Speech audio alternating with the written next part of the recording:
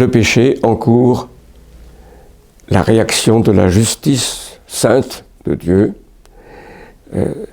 Il est impossible, si Dieu est 3 fois saint, s'il est le gouverneur du monde, qu'il ferme simplement les yeux, qu'il fasse preuve d'une vague indulgence.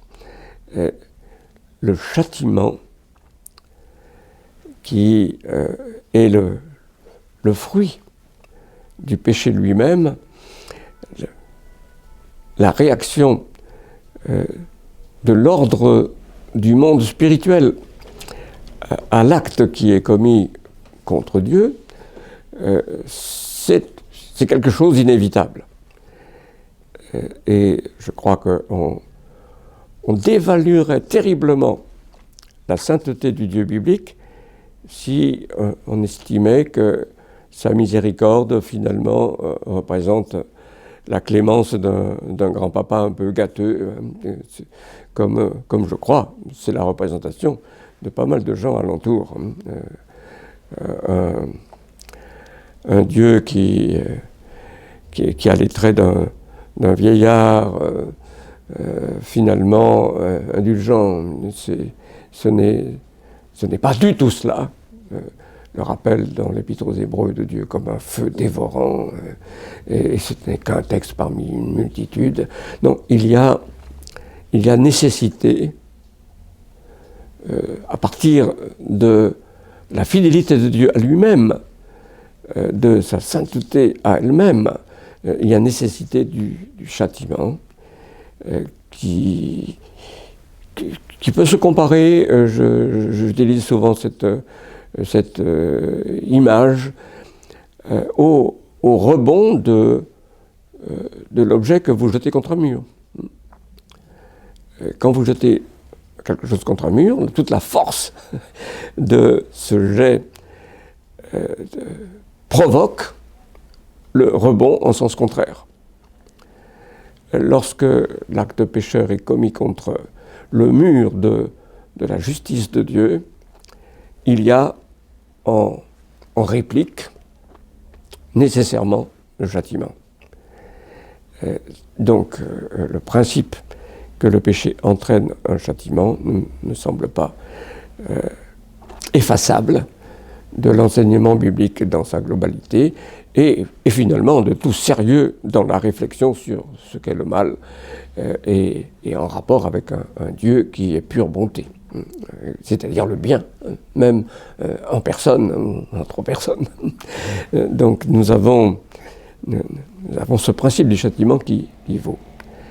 Et il vaut, de manière ultime, la seule façon d'échapper à ce châtiment qui est inéluctable, c'est qu'un autre intervienne et le supporte à la place du pécheur. C'est ce que fait le Christ pour ceux qui se réfugient en lui. Et pour ceux qui ne l'ont pas fait, qui ont décliné cette offre qui demeure tout au long de la vie terrestre, donc résonne l'aujourd'hui, comme dit l'Épître aux Hébreux, et comme dit aussi l'apôtre Paul dans la seconde Épître aux Corinthiens, aujourd'hui, n'endurcissez pas vos cœurs, aujourd'hui. Donc résonne l'aujourd'hui de la grâce, il est possible de se réfugier dans le Christ, et ainsi d'échapper au châtiment, mais autrement, il faut subir la conséquence du péché que l'on a commis. C'est la doctrine classique du châtiment éternel. Elle est profondément biblique. Il y a des textes terrifiants dans l'Ancien Testament.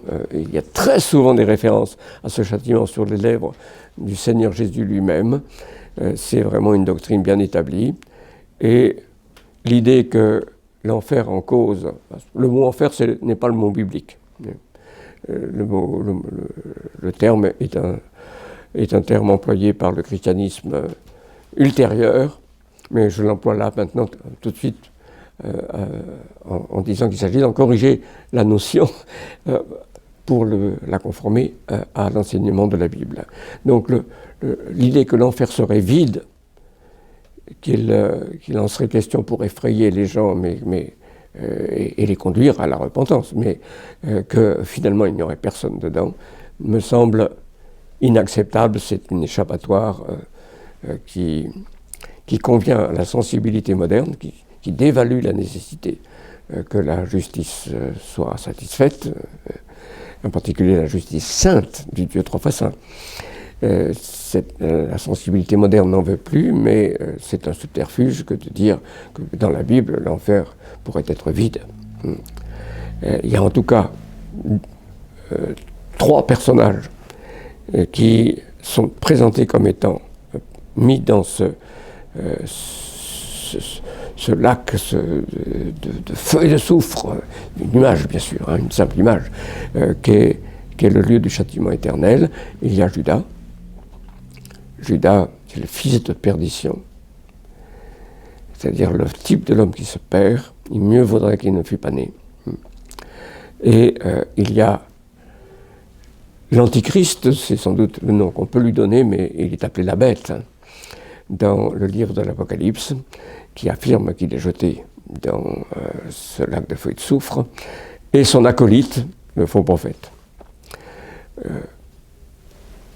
Il me semble que l'interprétation la plus probable de ces 2 personnages, c'est qu'ils représentent des personnes individuelles, réelles, encore à venir, même si une interprétation plus symbolique, des types d'hommes, n'est pas totalement exclue. Mais de toute façon, il y a donc affirmation qu'il y a là projection dans le lieu du châtiment. Alors, comme pour la doctrine du péché originel, je crois pouvoir et devoir affirmer la doctrine classique, traditionnelle, dans les termes mêmes dont elle a usé, et pourtant en réviser la compréhension d'une manière qui la purifie et qui la présente sous un jour quand même assez différent pour pas mal de lecteurs en tout cas. Je crois qu'il y a 2 traits qui ont été négligés, mais que la Bible me permet d'affirmer, de ce châtiment éternel qui en change la représentation pour beaucoup. Le premier, c'est que c'est une victoire totale sur le mal que Dieu remporte et que le péché ne se commet plus dans le châtiment éternel. Que ceux qui sont éternellement châtiés reconnaissent totalement la justesse de leur jugement, qu'ils reconnaissent que Jésus est Seigneur à la gloire de Dieu le Père, comme le dit l'Épître aux Philippiens, et donc que là, devant l'évidence de la vérité, le voile s'est enlevé, ils voient leur vie telle qu'elle a été, et ils la condamnent elle-même. Ils ne peuvent plus s'en désolidariser, puisqu'ils ont refusé de le faire par la repentance et la foi en Jésus-Christ, mais ils la voient et la jugent, et ils ne commettent plus de péché. Ils sont d'accord avec Dieu dans le jugement qu'ils portent sur leur vie. Cela, je pense pouvoir l'affirmer, et je peux citer une formule de saint Augustin qui dit que les condamnés n'ont plus le pouvoir de faire le mal. Or, ce serait faire le mal que d'avoir la moindre pensée contraire à Dieu dans cet état. Cela, donc, me semble bien solidement fondé, et s'oppose au discours de beaucoup de théologiens, et de théologiens évangéliques en particulier, surtout depuis 2 siècles. Auparavant, c'est beaucoup plus ambigu, mais quand même, l'idée que le mal continue de se perpétrer, on la voit émerger dès le Moyen-Âge. Les choses sont moins distinctes précédemment. Et le deuxième trait, c'est que c'est la mort. La mort n'est pas l'extinction et l'anéantissement dans des perspectives bibliques. Les morts ne sont pas des gens qui n'existent plus. Mais la mort, je pense pouvoir... L'expression de deuxième mort est employée pour ce châtiment éternel, n'est-ce pas ? C'est pour ça que je le souligne. C'est la deuxième mort, c'est la mort donc. Or la mort, c'est la paralysie. C'est l'impuissance radicale. Aucun mouvement n'est plus possible. Donc je pense qu'on doit dans la mesure où on peut se le représenter, ce qui est pratiquement impossible, on doit comprendre l'état du châtiment éternel comme un état absolument fixe. C'est le regard lucide qui condamne tout ce qu'a été la vie passée, mais à partir de là, il n'y a aucun changement. Le renouvellement est lié à la vie, or c'est la mort. Donc c'est un état fixe qui est une sorte de conscience unique de l'échec de la vie passée parce que la repentance n'a pas été là. Ce qui rend tout à fait absurde l'idée d'une deuxième chance, etc. Mais non, ils sont morts, ils sont morts. C'est de cette façon que je crois, tout en maintenant absolument les termes de la doctrine du châtiment éternel tel que la tradition me les lègue, c'est de cette façon que je crois purifier la doctrine et lui donner une plus grande rigueur, l'aiguiser, comme je disais il y a quelques instants.